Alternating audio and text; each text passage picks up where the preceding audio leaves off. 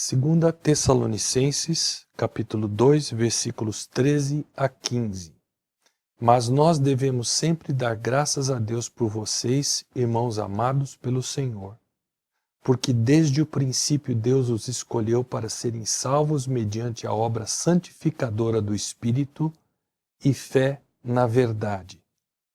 Ele os chamou para isso por meio de nosso Evangelho, a fim de tomarem posse da glória de nosso Senhor Jesus Cristo. Portanto, irmãos, permaneçam firmes e apeguem-se às tradições que lhes foram ensinadas, quer de viva voz, quer por carta nossa. 1986. Faltavam algumas semanas para meu pai ser promovido para a presença do Senhor Jesus. Parecia que Deus havia começado a dar a ele um vislumbre do que esse encontro seria e que ele estava próximo. O câncer havia se espalhado por todo o seu organismo, transformando um homem mais alto que eu e encorpado, num corpo mirrado, pele e osso, pesando, quem sabe, uns 30 quilos. Pela graça de Deus, ele não parecia ter dores, e se as tinha, não externava. Sua lucidez em meio a tudo aquilo era impressionante. Seu fascínio, como fora desde que ele conhecera Cristo, era evangelizar quem lá chegava para visitá-lo. Ele rechaçava com voz débil, mas convicção firme, qualquer petição que alguém quisesse fazer a outro que não o Deus vivo, dando a essas pessoas, principalmente os parentes, uma lição de convicção de salvação exclusivamente pela fé em Jesus Cristo. Certo dia, uma tia muito religiosa que eu não conhecia chegou lá, mas ela era cega pelo Deus desse século, pois ela cria em tudo menos no Evangelho da Bíblia. Ela foi visitá-lo e por alguns instantes ela pareceu concordar com a clara exposição do plano de salvação que o papai lhe fazia. Eu era seminarista na época, eu estava num canto orando porque eu não conseguiria acrescentar nada à precisa exposição da verdade que o papai fazia para ela. A certa altura, para nossa consternação, ela ficou em pé e disse: "Isso tudo é muito bonito, pode até estar na Bíblia, mas eu prefiro ficar." E aí ela falou de quem ela cultuava, de sua religião, etc. Dito isso, ela se retirou sem sequer se despedir de nós. Nesses próximos instantes, eu gostaria de propor que os que creem em Cristo Jesus como seu Salvador estão eternamente seguros, destinados a partilhar da glória de Deus, por decreto eterno e imutável de Deus. Mas a pergunta é: em que se baseia essa segurança dos crentes, daqueles que creem em Cristo como seu único Salvador? Nesses 3 versículos que nós lemos, nós encontramos 5 fatos que determinam a nossa segurança espiritual eterna. Primeiro fato: foi Deus quem nos escolheu desde o princípio para a salvação, diz o versículo 13. A mentalidade reinante hoje em dia enfatiza a liberdade da escolha de cada um, e isso a um grau quase que absurdo. Segundo o pensamento do homem pós-moderno, a verdade, objetivamente falando, não existe. Ela é produto da cultura da pessoa. Talvez seja por isso que o conceito de livre-arbítrio esteja sendo levado a um extremo no nosso mundo, muito além do que a Bíblia parece sugerir. As propagandas de televisão enfatizam a liberdade de escolha do homem como se essas escolhas do dia a dia não houvesse consequência para elas. Há uma propaganda correndo hoje em dia em que a ênfase é o que eu faço, o que eu quero, eu vou com os 2 pés, eu entro onde eu quero, tudo é o que eu quero, como eu quero.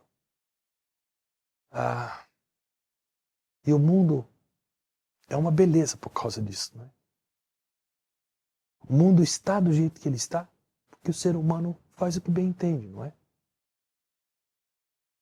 Quando nós lemos essa frase, primeiro versículo, desde o princípio Deus os escolheu para serem salvos, a Bíblia está ensinando inequivocamente que quem desencadeou o processo de salvação foi Deus, não foi você, não fui eu. Ouça o que Jesus diz em João 6,44. Ninguém pode vir a mim se o Pai que me enviou não o atrair. É somente porque Deus, o Criador e sustentador de tudo que existe, deu início ao processo da salvação no seu coração, no meu coração, que você e eu podemos ter diante de nós a escolha. E sabe por quê? Ouça o que Paulo diz em Efésios 2, 1 a 5. Vocês estavam mortos em suas transgressões e pecados, nos quais costumavam viver, quando seguiam a presente ordem deste mundo e o príncipe do poder do ar, o espírito que agora está atuando nos que vivem na desobediência. Anteriormente, todos nós também vivíamos entre eles, satisfazendo as vontades da nossa natureza pecaminosa, seguindo seus desejos e pensamentos. Como outros, éramos, por natureza, merecedores da ira, ou seja, da ira de Deus. Todavia, Deus, que é rico em misericórdia, pelo grande amor com que nos amou, deu-nos vida juntamente com Cristo. Agora repare bem, quando ainda estávamos mortos em transgressões, pela graça vocês são salvos. Quando é que Deus nos deu vida? Quando ainda estávamos mortos em transgressões, afirma Paulo. Você já viu algum morto tomar iniciativa? Para o que quer que seja? Veja um exemplo prático e atual. E por favor entenda que eu não estou tentando ser leviano, nem brincando com um assunto sério. Sinto apenas que essa ilustração é forte.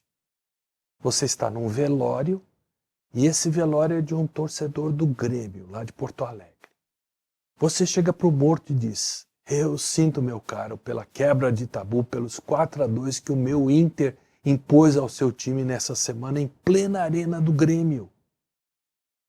Ele pode até ter sido um gremista fanático em vida, mas mesmo assim ele não irá reagir às suas palavras de provocação, porque, afinal, ele está morto. Você já viu um morto tomar decisão para o que quer que seja, por sua livre iniciativa? É por isso que na chamada parábola do bom samaritano, o homem mortalmente ferido à beira do caminho, ele só consegue se recuperar porque o bom samaritano o socorre. A clara sugestão das palavras de Jesus é que se ele não fosse socorrido por outro, ele morreria. Não teria possibilidade de sobreviver. Esse é o quadro da nossa realidade, minha e sua. Como naquela parábola, nós fomos mortalmente atacados pelo inimigo chamado pecado. E somente Jesus, o bom samaritano, é que tomou a iniciativa de nos salvar. E nos salva, de fato, quando nele nós colocamos a nossa fé.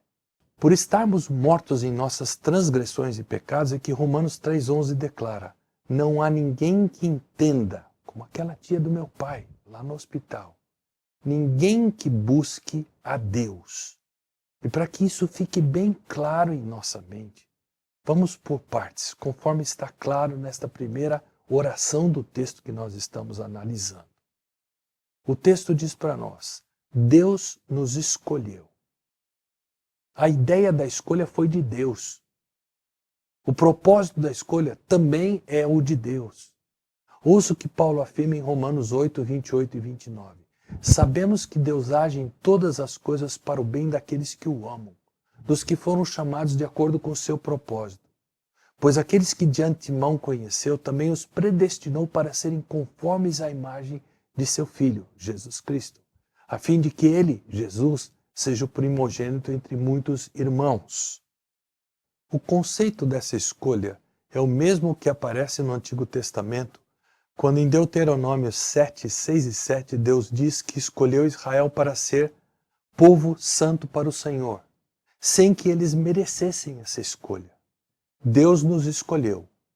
Por mérito nosso? De forma alguma. Então por quê? A Bíblia se limita a dizer que essa escolha foi conforme o plano daquele que faz todas as coisas segundo o propósito da sua vontade. Efésios 1:11. Meu querido, minha querida, não tente entender. Você vai pirar antes de conseguir. Apenas creia no que diz a palavra viva de Deus. Não é sem razão que o apóstolo Paulo, antevendo esse argumento, diz em Romanos 9:20. Mas quem é você, o homem, para questionar a Deus? Acaso aquilo que é formado pode dizer ao que o formou, por que me fizeste assim? nós simplesmente não temos o direito de questionar os propósitos eternos de Deus. Apenas crer na sua palavra que afirma que dele só procedem toda boa dádiva e todo dom perfeito. Tiago 1,17. Segundo, essa escolha teve lugar na eternidade, aspas, passada, pelo menos por referência a nossa aqui, pelo prisma do nosso tempo. No nosso texto ele diz assim: desde o princípio Deus os escolheu. Ouça outros textos da Bíblia afirmando a mesma verdade, inclusive alguns versículos que nós lemos há pouco. Efésios 1, 3 e 4 diz: bendito seja Deus e Pai de nosso Senhor Jesus Cristo, que nos abençoou com todas as bênçãos espirituais nas regiões celestiais em Cristo. Porque Deus nos escolheu nele, ou seja, em Cristo, antes da fundação do mundo, antes da criação do mundo, para sermos santos e irrepreensíveis em sua presença. Outro texto, Tito 1, 1 e 2. Paulo, servo de Deus e apóstolo de Jesus Cristo, para levar os eleitos de Deus à fé e ao conhecimento da verdade que conduz à piedade, fé e conhecimento de que se fundamentam no quê? Na esperança da vida eterna, a qual Deus, que não mente, prometeu. Quando é que ele prometeu? Antes dos tempos eternos. Desde o princípio Deus os escolheu. Para quê? Em terceiro lugar, nós vamos ver que a escolha foi para sermos salvos, ou para serem salvos, como diz o texto. Deus planejou e executou nossa salvação de nossos pecados, os mesmos pecados que estão conduzindo ao inferno todos os que rejeitam a Deus. Em João 3,36, João Batista declara: quem crê no Filho tem a vida eterna. Já quem rejeita o Filho não verá a vida, mas a ira de Deus permanece sobre ele. Veja, porém, como é interessante. Nós não sabemos quem são os escolhidos. Isso pertence a Deus. É por isso que a Bíblia estende o convite a todos. Em Marcos 16,15 nós lemos: vão pelo mundo todo e preguem o Evangelho a todas as pessoas. Como crentes em Cristo, não nos cabe a preocupação de quem são os escolhidos. Cabe-nos a tarefa de anunciar o amor de Deus a todos. Nossa segurança, entretanto, é evidenciada por algo que dá continuidade a essa escolha de Deus. Segundo fato que nós queremos considerar nesse texto é o seguinte: é o Espírito Santo que atua para a santificação, continua o versículo 13. Sem a atuação do Espírito Santo, o máximo que conseguimos é que as pessoas votem contra o inferno, vamos dizer assim. Isso me faz lembrar da história daquele missionário estrangeiro que pediu a um seminarista brasileiro que o acompanhava que ele batesse uma foto no momento em que as pessoas levantassem a mão no culto ao ar livre. E o rapaz ficou lá a postos. Quando chegou o momento do apelo, o pregador perguntou: quantos de vocês não querem ir para o inferno? Praticamente 100% do auditório levantou a mão e a foto foi batida. Já de volta à sua igreja, foi difícil para aquele evangelista explicar como ele havia conseguido um resultado tão grande, tão superior ao proposto pela parábola do semeador. Aparentemente, nessa parábola, apenas 1/4 da semente plantada vinga, embora nós saibamos que esse não é um número exato, apenas um indicativo que a rejeição da mensagem será grande. Quando estamos pregando ou testemunhando de Jesus, nós precisamos entender e crer que o trazer da convicção de pecado, o gerar genuíno arrependimento nos corações, é tarefa exclusiva do Espírito Santo. Quando uma pessoa é salva, ela é salva por causa da ação do Espírito Santo, não por causa de uma estrofe a mais que nós cantamos de um hino, não por insistência nossa, muito menos por nossa habilidade com palavras, habilidade que nós até possamos ter. Quando é o Espírito que convence e não nós, aí a pessoa se reconhece pecadora, mesmo não entendendo tudo, ela coloca a sua fé somente em Jesus. E aí a semente germina, ela produz fruto. Papai testemunhou de Cristo a seu pai durante longos anos. Eu mesmo tive o privilégio de várias vezes conversar com o vovô que se dizia ateu convicto. Por isso é que eu tenho o nome que eu tenho. Vários filhos e netos também ganharam os nomes de mitologia que ele espalhou pela família. Nosso testemunhar a ele parecia trombar com um coração de pedra. Sabe o que Deus usou para quebrantá-lo? A morte da minha avó, que era salva por Jesus, a mulher com quem ele viveu casado por mais de 65 anos, de ficar sentado na mesa de refeição de mãozinhas dadas. Era a coisa mais linda ver aqueles dois. Aquele, até então ateu, ele foi rachado ao meio pelo Espírito Santo. Eu nunca vou esquecer do nono confessando a Cristo como seu Salvador, numa oração de profunda contrição e quebrantamento, reconhecendo inclusive como ele fora tolo a vida toda, ele tinha 90 e tantos anos, insistindo na ideia de não crer na existência de Deus, quando no fundo ele cria, ele sabia. Quando convencemos alguém com as nossas palavras meramente, isso não gera arrependimento genuíno. Quando muito, gera remorso. E certamente não produz fruto de justiça. É pura ilusão para nós e para a pessoa. Talvez isso explique o porquê é tão comum nas igrejas chamadas evangélicas tantos se converterem, entre aspas, mas não permanecerem. Entram pela porta da frente e saem pela porta do fundo. Quando o Espírito Santo atua, há uma espontânea mudança de vida. Acontece o que a Bíblia chama de santificação. Nossa separação das coisas menos excelentes para passarmos a aprovar as coisas excelentes, como diz Paulo na carta escrita aos Filipenses. A primeira parte da santificação é um ato. No momento em que cremos, somos declarados santos, santificados por posição diante de Deus por meio de Cristo. A segunda parte da santificação é um processo. É o Espírito de Deus trabalhando dia a dia na sua vida, na minha vida, para nos tornar mais e mais parecidos com o Senhor Jesus Cristo. O texto diz: desde o princípio Deus os escolheu para serem salvos mediante a obra santificadora do Espírito.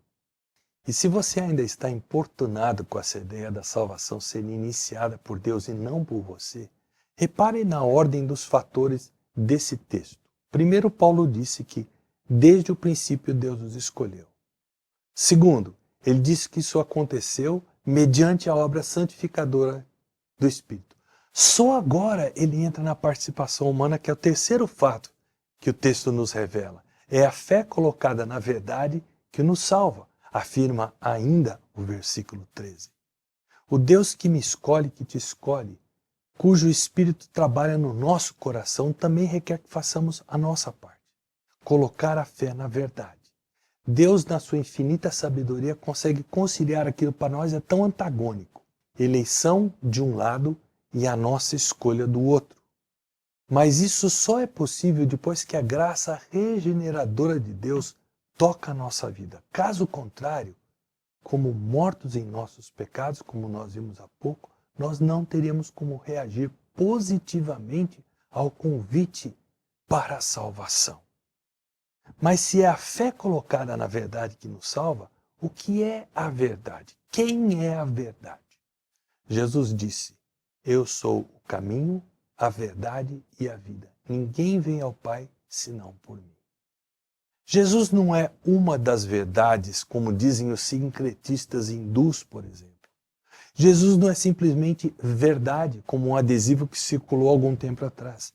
Jesus é a verdade. O Evangelho de João, logo em seu início, declara com relação a Jesus: no princípio era aquele que é a palavra. Aquele que é a palavra tornou-se carne e viveu entre nós. Vimos a sua glória, glória como do unigênito vindo do Pai, cheio de graça e de verdade. E no que isso implica? Fé em qualquer outra coisa ou pessoa não nos conduz a Deus. Ouça o que a Bíblia declara em Provérbios 14:12. Há caminho que parece certo ao homem, mas no final conduz à morte. Existe alguém tremendamente interessado em que creiamos diferentemente. O diabo, a quem Jesus chama de pai da mentira em João 8:44. Ele atua com raro esmero nessa sua especialidade. Suas mentiras estão iludindo milhões, conduzindo essas pessoas à eternidade sem Deus. Eu vou dar alguns exemplos para vocês. As obras salvam. Você precisa fazer boas obras para ganhar o céu. Ou você precisa guardar o sábado. Ou ainda você precisa do sacrifício de Jesus mais as suas boas obras. Ou ainda você precisa guardar 4 regras de conduta de Krishna e realizar uma miríade de trabalhos na esperança de compensar os seus fracassos de amar a Krishna, propõe o diabo. Por exemplo, esses são apenas alguns exemplos dos milhares que existem. Ouça bem, todas as religiões primam por fazer o homem querer merecer sua salvação. Ser aceito, seja lá por qual Deus existe no seu sistema religioso, todas as religiões fazem isso, exceto o cristianismo genuíno. Isso porque a palavra de Deus responde claramente. Nós somos como impuro, todos nós. Todos os nossos atos de justiça são como trapo imundo, diz Isaías 64:6. E para você ter ideia do que esse termo trapo imundo quer dizer, o termo aí refere-se às roupas da mulher em pleno seu período de menstruação. O texto bíblico diz: pois vocês são salvos pela graça, por meio da fé. Isso não vem de vocês, é dom, é presente de Deus.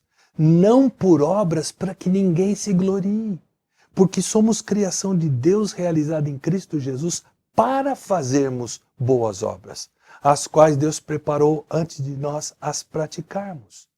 Efésios 2, 8-10. O plano de Deus é nos salvar pela graça, mediante a fé colocada em Jesus Cristo, para que realizemos como consequência da nossa salvação e energizados pela graça que nos salvou, as boas obras que Deus já preparou para nós praticarmos. Segunda mentira proposta pelo diabo. O céu é ganho por mérito. E graças à intercessão de pessoas, aspas, santas, que vieram antes de nós. Você precisa crer nos méritos da intercessão, me desculpem ser bem específico, de Maria ou do outro santo fulano de tal. A Bíblia responde categoricamente: não há salvação em nenhum outro, falando de Jesus Cristo, pois debaixo do céu nenhum outro nome há dado aos homens pelo qual devamos ser salvos. Atos 4:12, Pedro pregando. O plano de Deus é mostrar que a salvação só é possível pela fé que colocamos no sacrifício de Jesus Cristo, feito por nós, como nosso substituto, e em mais ninguém. Terceira mentira proposta pelo diabo.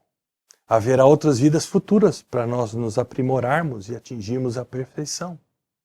O céu é o objetivo da reencarnação, segundo Allan Kardec.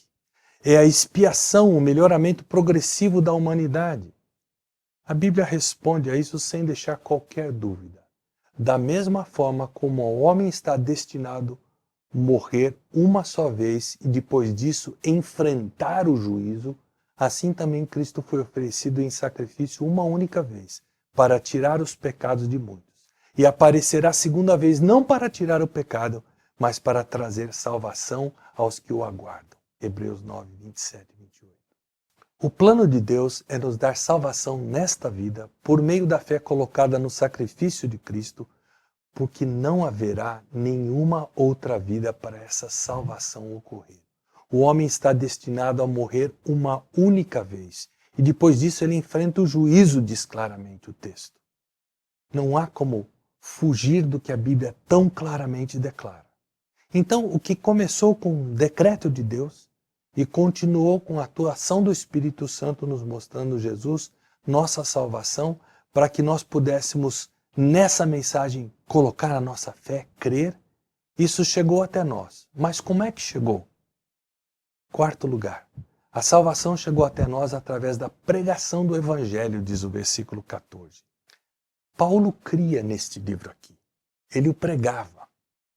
Na época de Paulo, o teatro estava tão em moda quanto a TV está hoje em dia. Mas Paulo não encenou a crucificação. Ele a pregou. As pessoas não gostavam de ouvir na época de Paulo como não gostam hoje. Mas é aí que reside o mistério, como Paulo diz em 1 Coríntios. Salvar os homens por meio da loucura da pregação do Evangelho, ele diz. A palavra de Deus continua sendo autoridade para comunicar as verdades da salvação. Podemos e devemos usar música, teatro, mas esses elementos, sem a pregação do Evangelho, não são suficientes. É por meio da palavra de Deus pregada, ou por vezes simplesmente lida, que o Espírito Santo convence o pecador da sua necessidade. Eu não preciso ir muito longe. Pastor Carlos Pinto, irmão da minha esposa, que já foi promovido à presença do Senhor Jesus. Ele foi criado numa igreja batista. Ele estava cursando o 2º ano de seminário teológico, quando ele foi tocado pelo Espírito Santo para crer em Cristo, lendo essa Bíblia, especificamente lendo João 3,16, em casa durante as férias. E por que Deus fez tudo isso? Sua palavra nos comunicou sua escolha, feita desde o princípio, comunicou a atuação determinante do Espírito Santo, comunicou a necessidade de fé exclusivamente colocada em Cristo por meio da pregação do Evangelho, e tudo isso com que finalidade? O 5º fato deste texto bíblico responde claramente. Deus faz tudo isso para que possamos partilhar da glória do seu Filho, o Senhor Jesus Cristo. Isso mesmo. Deus nos escolheu, o Espírito Santo nos tocou, a fé em Cristo foi plantada em nosso coração através da pregação da palavra, só porque Deus quer nos presentear com aquilo que nós, pecadores imundos, jamais mereceríamos: ter parte na glória de Cristo. E que tipo de glória aguarda quem crê? Ela é eterna, ela jamais haverá de acabar. Ela é divina, portanto ela é perfeita. Que salvação gloriosa! Você e eu estragados pelo pecado, roubados de toda e qualquer dignidade moral que alguém possa ter por causa do pecado, mas restaurados pelo sangue que Cristo derramou para partilharmos da sua glória. O versículo 15 conclui esta pequena, mas tão rica porção das Sagradas Escrituras, exortando os crentes de Tessalônica, assim como exortando a nós hoje, a, primeiro, permanecerem firmes. Já que Deus nos incluiu no seu grande propósito, não será o diabo que haverá de destruí-lo. Amém? Não podemos nos intimidar com a crescente oposição religiosa ao nosso redor, porque aquele que está em vocês, diz 1 João 4,4, que é Jesus, é maior do que aquele que está no mundo, ou seja, o diabo. Nenhuma incerteza do amanhã pode abalar a nossa certeza de segurança eterna em Cristo. A segunda exortação é para pegarem-se as tradições. Versículo 15 ainda. Paulo não está falando de qualquer tradição religiosa. Ele está falando do genuíno evangelho, como ele mesmo declara em 1 Coríntios capítulo 15, versículos 3 e 4. Pois o que primeiramente lhes transmiti foi o que recebi, que Cristo morreu pelos nossos pecados, segundo as Escrituras, foi sepultado e ressuscitou no 3º dia, segundo as Escrituras. Nós precisamos ser fiéis ao verdadeiro evangelho.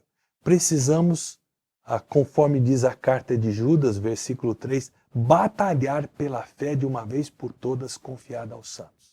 Terceira exortação é para que tais tradições, ou seja, o evangelho de Cristo, sejam ensinadas, quer de viva voz, quer por carta nossa.